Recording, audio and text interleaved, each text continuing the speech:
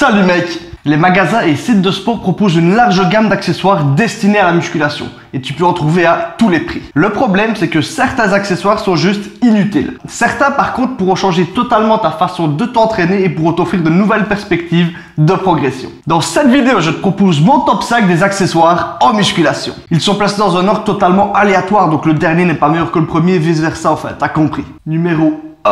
Les sangles de tirage. Tout d'abord, ça sert à quoi? C'est une sangle, comme son nom l'indique, qui va t'aider pour les exercices de tirage. Tu l'attaches à ton poignet, ensuite tu l'enroules autour d'une barre afin de réduire le travail de maintien de la barre. Ça va te permettre de te concentrer sur le travail des muscles cibles, dans le cas des tirages, les dorsaux, les trapèzes, t'as compris le truc, et ça va également te permettre d'être plus fort. Ce qu'on reproche parfois aux sangles, c'est qu'elles réduisent le travail de la poigne. C'est leur objectif. Et donc elles peuvent diminuer la force de poigne. Je te répondrai à ça en te disant que quand tu fais tes tractions, ton rowing, ton but ce n'est pas d'améliorer ta poigne, mais c'est de recruter tes dorsaux ou encore tes trapèzes. De plus, après de nombreuses années d'utilisation des sangles, je ne juge pas avoir perdu de force au niveau de la poigne. Si ça reste tout de même une frayeur pour toi, rien ne t'empêche de réserver un petit exercice à cet effet en fin de séance. Avant de passer à l'accessoire suivant, je te montre quand même comment bien mettre tes sangles parce qu'on voit tout et n'importe quoi.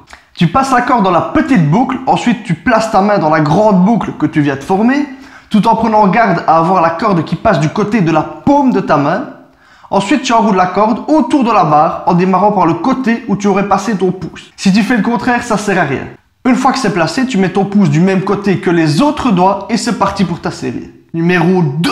Les élastiques. Comme tu as pu le remarquer, j'adore les élastiques. C'est l'accessoire que j'ai sûrement le mieux rentabilisé depuis leur achat et je les utilise à chaque séance. Un élastique peut remplacer tous les exercices que tu pourrais faire à la poulie. Il comporte néanmoins quelques différences. Tu peux l'attacher où tu veux, donc régler sa hauteur. Tu peux le transporter partout étant donné que c'est super léger et pas très encombrant. Pour partir en vacances, c'est le top. Et sa tension augmente avec l'étirement, ce qui lui confère certains avantages par rapport à différents exercices. De plus, les élastiques peuvent servir pour les étirements et les mobilisations en fin de séance ou en dehors de tes entraînements. Numéro 3. La balle d'automassage. Ici, on est sur un petit bijou que tout le monde devrait avoir dans son sac d'entraînement. Parce que ça coûte 2 fois rien et que c'est super utile. Les automassages permettent de préparer les structures musculaires à l'effort. Ils relâchent les zones d'adhésion et favorisent la récupération.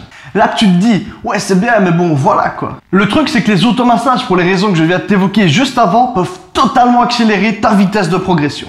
La balle, par rapport à un rouleau, a comme avantage d'être beaucoup plus facile à transporter et elle permet également d'atteindre des zones beaucoup plus précises, beaucoup plus difficiles à atteindre avec le rouleau. Avant chaque entraînement, je me masse les épaules et les pecs et ça a clairement boosté ma progression sur les exercices de développé. Si tu veux plus d'infos sur les automassages, je te conseille les très bons livres de Christophe Cario. Numéro 4. La magnésie. Qui ne s'est jamais retrouvé à devoir faire sa série de soulevés de terre avec les mains qui glissent? Ou encore sa série de développés couchés avec les mains qui s'écartent progressivement sur la barre? Ces problèmes n'arriveront plus si tu as de la magnésie dans ton sac. Certaines salles en proposent directement aux adhérents et au contraire d'autres l'interdisent carrément, étant donné que ça salit. Si tu es dans ce cas-là, tu prends de la magnésie liquide qui ne salit pas, mais bon perso j'ai jamais trop apprécié. Soit tu prépares ton petit pot de magnésie classique dans ton sac et tu le mets en chemette tout en faisant gaffe à pas en foutre partout. Numéro 5.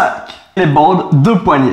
C'est une bande que tu vas mettre autour de ton poignet et qui va te permettre de le garder rigide. Donc de relâcher la majorité des tensions sur cette zone-là. Elles sont souvent utilisées pour les exercices de développé ou encore pour le squat. En gros, pour tous les exercices qui apportent une pression sur le poignet. Il y a de ça quelques années, je me suis déglingué les poignets en faisant du développé couché. Ce qui m'a d'ailleurs obligé d'arrêter la musculation pendant plusieurs mois. Je raconte tout ça dans ma vidéo transformation. Lorsque j'ai repris l'entraînement, j'ai testé plusieurs types de bandes et je me suis habitué à travailler avec. Tu peux trouver des bandes plus souples et des bandes plus rigides. De manière générale, tu auras tout intérêt à acheter des bandes le plus rigides possible. Avoir ton poignet bien fixe sur tes exercices de développé te rendra un petit peu plus fort et t'évitera un certain nombre de douleurs. Cependant, je range tout de même cet accessoire dans la même catégorie que les ceintures de force, que tu peux par exemple utiliser pour le squat, étant donné qu'ils peuvent aider, ils peuvent prévenir certains problèmes, mais dans de nombreux cas, on peut faire sans. Note-moi en commentaire ton ou tes accessoires préférés pour l'entraînement. Si tu veux me soutenir, lâche-moi un énorme pouce bleu, et pour ne pas rater la suite, pense à t'abonner.